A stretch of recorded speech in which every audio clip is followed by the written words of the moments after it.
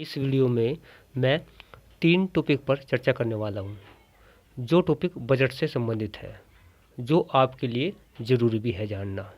तो पहला टॉपिक है इसमें डिजिटल करेंसी, और दूसरा जो टॉपिक है क्रिप्टो करेंसी, और तीसरा है कौशल विकास प्रशिक्षण।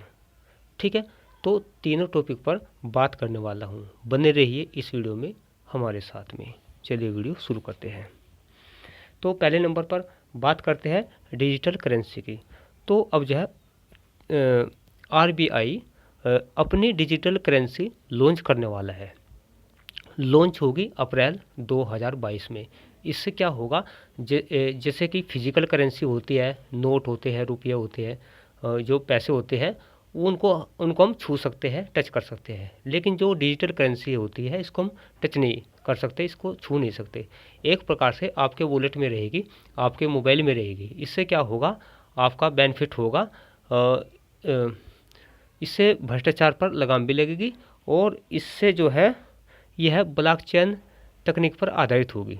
ब्लॉकचेन तकनीक बेहद मजबूत तकनीक होती है, इस पर आधारित होगी, और ये लेन देन का जो तरीका है उसको बदल देगा। जैसे हम लेन देन करते हैं 100 रुपये, 200 रुपये, 1000, 2000, जितने का भी हम करते हैं फिजिकल रूप में करते हैं, एक दूसरे को देते हैं। लेकिन जब हम इससे लेन देन करेंगे तो हम एक डिजिटल रूप से भेजेंगे, मोबाइल से एक दूसरे के पास पैसे भेजेंगे, तो एक नया रुपया लॉन्च होगा, ई रुपया। तो इससे जो है बहुत अच्छा जो है आने वाला समय इसी का ही होगा। सभी लोग इसी को यूज किया करेंगे, क्योंकि ये टेक्निक जो है इस पर काफ़ी देश विचार कर रहे हैं, परीक्षण कर रहे हैं। तो इस पर पूरी दुनिया विचार कर रही है।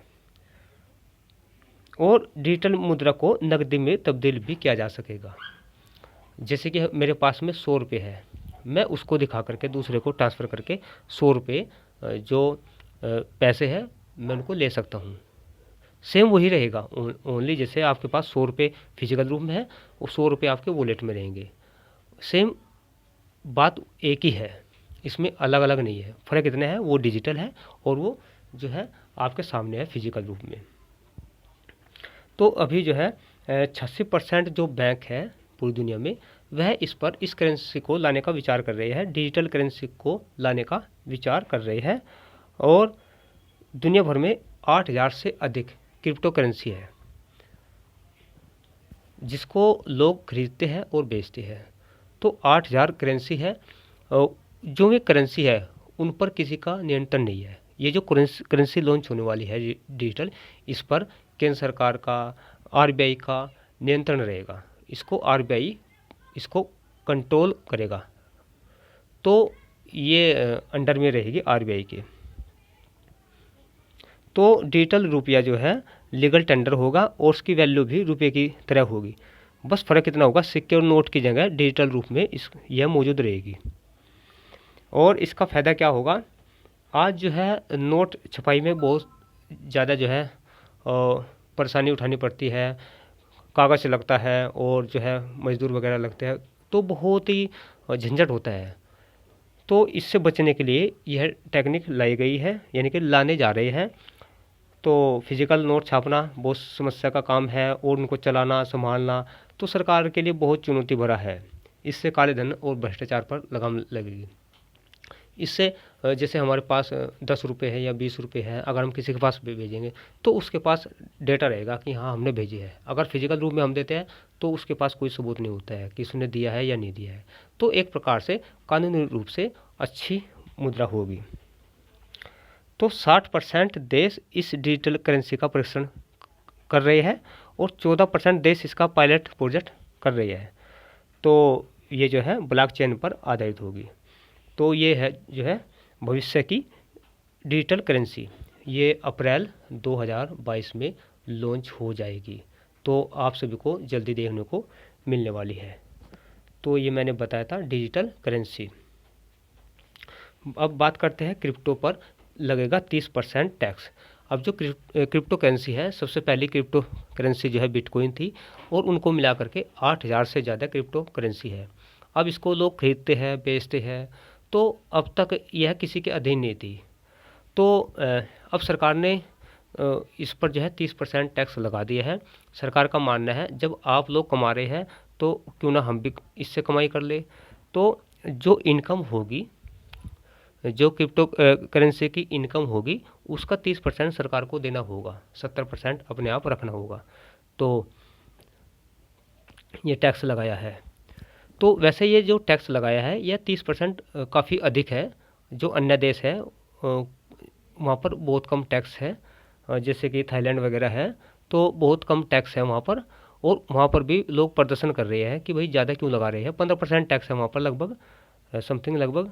तो वहाँ पर भी लोग प्रदर्शन कर रहे हैं कि 15% भी ज़्यादा ही है, और यहाँ पर 30% लगा दिया है, जो कि बहुत ज़्यादा है। हाँ, इतनी उम्मीद कर सकते हैं अगर लोग इसका विरोध करेंगे तो इस टैक्स को आगे भविष्य में घटाया जा सकता है।